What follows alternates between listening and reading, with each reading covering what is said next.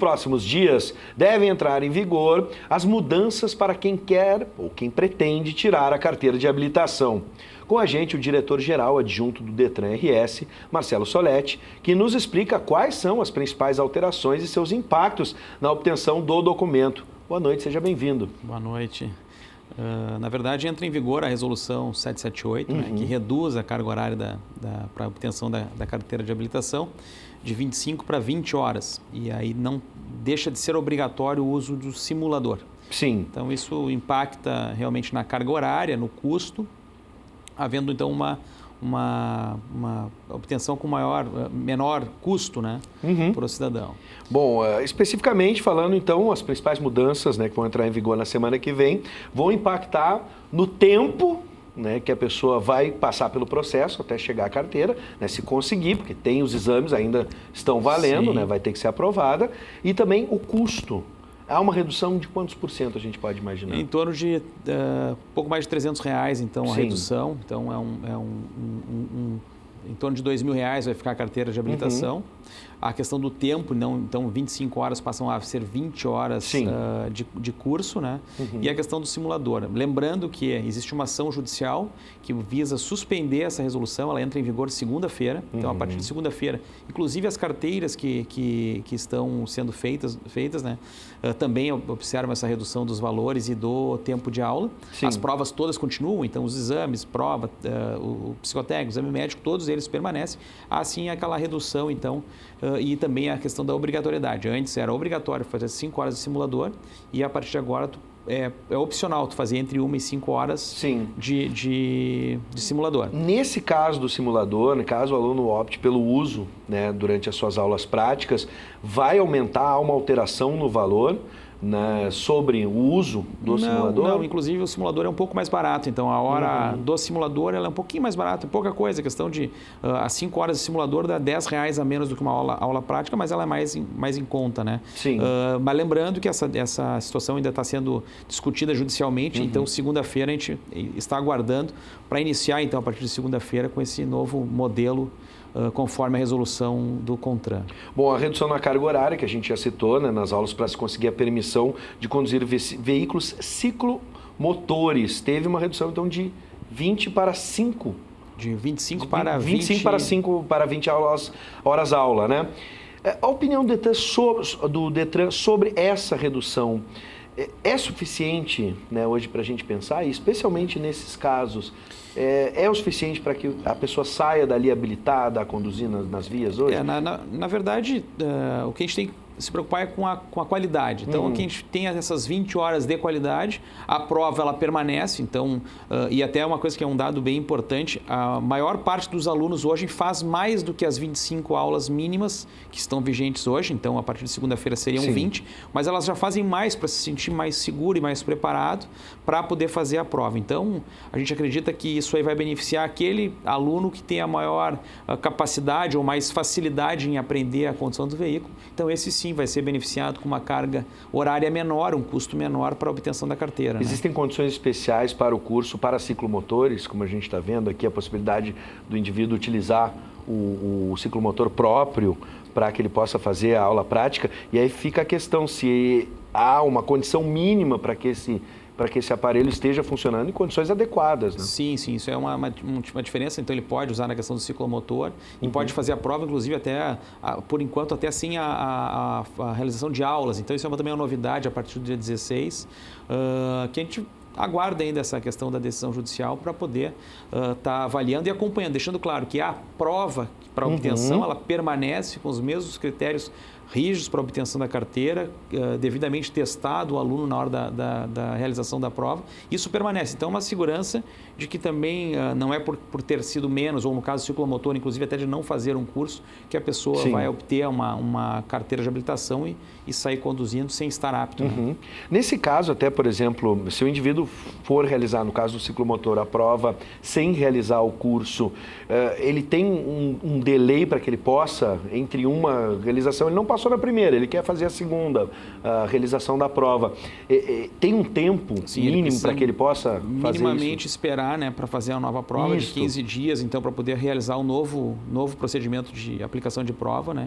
Assim como em todas as outras categorias também, em todas elas há um prazo mínimo para tu poder retornar e fazer o teste novamente. Não passou, tem que pagar novamente a taxa para que seja realizada a prova, né? Algumas mudanças propostas pelo governo estão em análise no Congresso.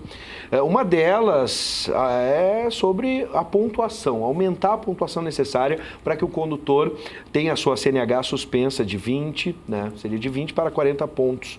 Não teria algum impacto negativo no trânsito? Isso no teu olhar que está próximo às questões de trânsito hoje, a gente sabe que não está fácil circular, tanto nas vias urbanas quanto nas estradas também. Sim. Qual é a posição que hoje tu observa sobre esse assunto? Na verdade, o aumento de pontos, sem uma discussão mais ampla, realmente ele é temerário, né? Então, o que o Detran, a posição do Detran é que pode sim haver uma discussão em relação à pontuação, mas hoje, se nós acompanharmos como é que é o CTB lá de 98, o CTB prevê uma multa de excesso de velocidade, 7 pontos na carteira. Uma multa de não estar com licenciamento em dia, 7 pontos. Então, realmente, uma multa administrativa que não há um perigo de um acidente, não poderia ser a mesma pontuação de um excesso de velocidade ou uma ultrapassagem. Sim. Então, assim, embriaguez, todas elas têm 7 pontos na carteira, enquanto que uma multa de licenciamento também tem 7 pontos. Então, algumas multas de estacionamento, algumas multas não transferir o veículo dentro do prazo, essas autuações elas poderiam ser revistas.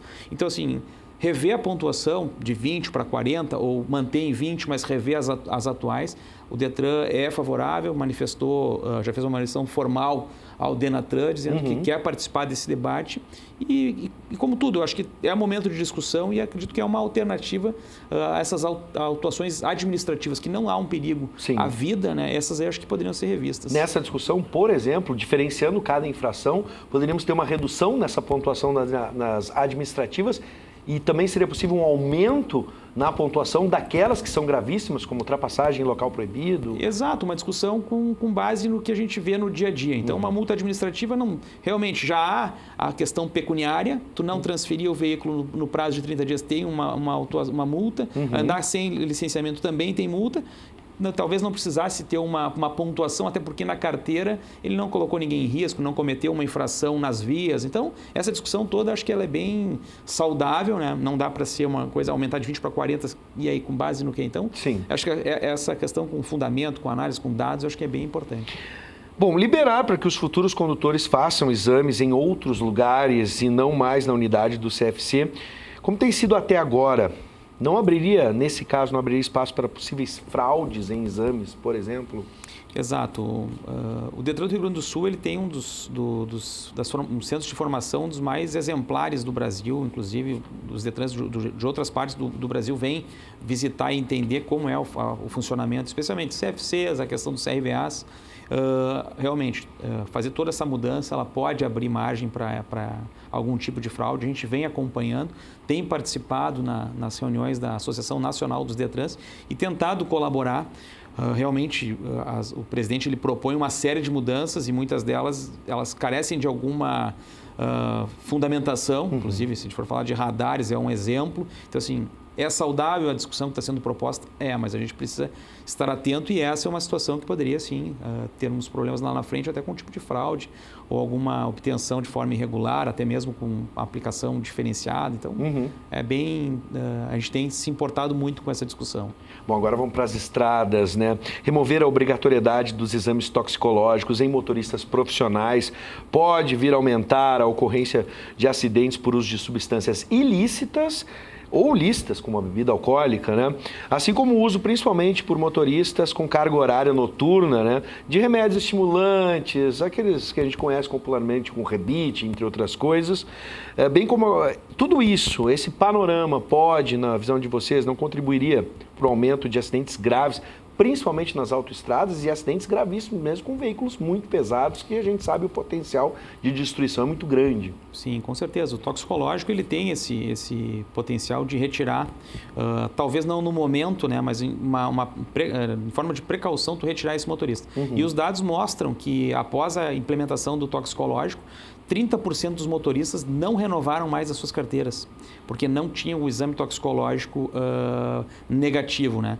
Mas a Justiça do Trabalho, inclusive, se preocupa com essa jornada ininterrupta de 12, 14, 24 horas, às vezes até mais de 24 horas na condução do veículo, utilizando substâncias, como tu falaste, que é a questão do rebite, por exemplo, que tem como origem a cocaína. Então, é importante essa precaução. Os acidentes também, após o toxicológico, eles mostram que eles reduzem, porque o motorista está ali numa condição, muitas vezes, por necessidade do trabalho, de fazer uma entrega ou por prazos, né, que ele tem que cumprir, então acaba expondo o cidadão que está fazendo a viagem com a sua família, está deslocando ao trabalho. Então, sim, é bastante importante também a questão do toxicológico. Eu peço licença ao diretor Marcelo Soletti para expandir um pouquinho a pauta sobre esse assunto. Recentemente eu assisti uma reportagem na Rede Globo sobre o drogômetro, né, popularmente como é chamado, em Brasília, sendo aplicado de uma outra forma. Os estudos iniciais trabalhavam com a saliva, por exemplo, do condutor, né?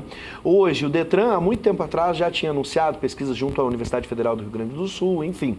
Hoje, como é que está essa discussão sobre o drogômetro, popularmente dito, aquele que vai reconhecer substâncias ilícitas, como cocaína, maconha, entre outras? A gente vem trabalhando, inclusive com a URGS. A URGS sempre é bastante parceira nessas atividades, especialmente na questão do trânsito. Nós estamos trabalhando, a gente até nos colocamos à disposição para, via Detran do Rio Grande do Sul, também aplicar o drogômetro aqui. Temos aprimorado os estudos, participado, e a nossa ideia também é que, quanto antes, a gente possa estar usando aí nas blitz o drogômetro, que ainda carece de validação junto ao Denatran, aos órgãos de aferição, né? Por exemplo, o Inmetro. Então, ainda está iniciando. A gente espera que nos próximos 2 anos já tenha amadurecido e efetivamente aplicado em todas as ações de blitz no Brasil, não só aqui no Rio Grande do Sul. Sim. Recentemente, o uso de radares móveis em estradas federais foi extinto. Na opinião do Detran, qual o papel desse tipo de equipamento?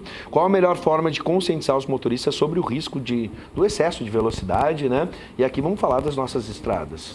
Isso, hoje a velocidade, assim como o álcool e o celular, antes era a falta de habilitação, hoje é o celular, então hoje é velocidade, álcool e celular, são as 3 principais causas de acidente. Então, é provado que o acidente, muitas vezes, ele tem o excesso de velocidade atrás. Os equipamentos, onde eles estão instalados, eles sempre fazem a redução da acidentalidade. Onde tu coloca uma lombada, um pardal e onde as pessoas sabem que vai ter uma fiscalização, com certeza há essa redução. Que a gente ficou surpreso. Na primeira fim de semana, onde foi determinado que não fosse mais usado o radar nas rodovias federais, no primeiro final de semana foi o fim de semana que mais deu acidentes graves e com morte no Rio Grande do Sul nas estradas federais. Então, a gente acredita que tenha, sim, muito a ver com essa retirada dos radares. A gente espera que possa ser reconsiderada essa decisão e que seja, talvez, então, revisto os critérios, as formas, a forma de sinalizar, melhorar a forma de implementação, mas que esse equipamento é extremamente necessário, a aplicação, e o motorista, infelizmente, tem uma frase que a gente fala muito, que o acidente é uma infração que não deu certo. É aquela infração que tu ultrapassou em local proibido e causou um acidente, tu estava no celular, tu tinha bebido, excesso de velocidade. Então, todo acidente tem uma infração atrás que acabou originando ele, né? Bom, só para encerrar, voltando ao início da nossa conversa, as mudanças relativas à aquisição ou obtenção da CNH, elas ainda dependem de uma situação na Justiça, isso para deixar bem claro para o nosso telespectador. Isso, elas né? estão programadas para o dia 16 de setembro, então na próxima segunda-feira, entrada em vigor da Resolução 778, que permite, então, a redução de 25 para 20 horas, especialmente na categoria B, né, então, que é a mais usual. E aguardamos ainda durante essa semana a definição sobre a liminar obtida para suspender a efetividade da resolução, né? Bom, vamos aguardar então a decisão final, mas de antemão já agradeço a presença por atender o nosso convite. Marcelo Soletti, diretor-geral adjunto do Detran do Rio Grande do Sul. Seja sempre bem-vindo e obrigado mais uma vez. Eu que agradeço a participação.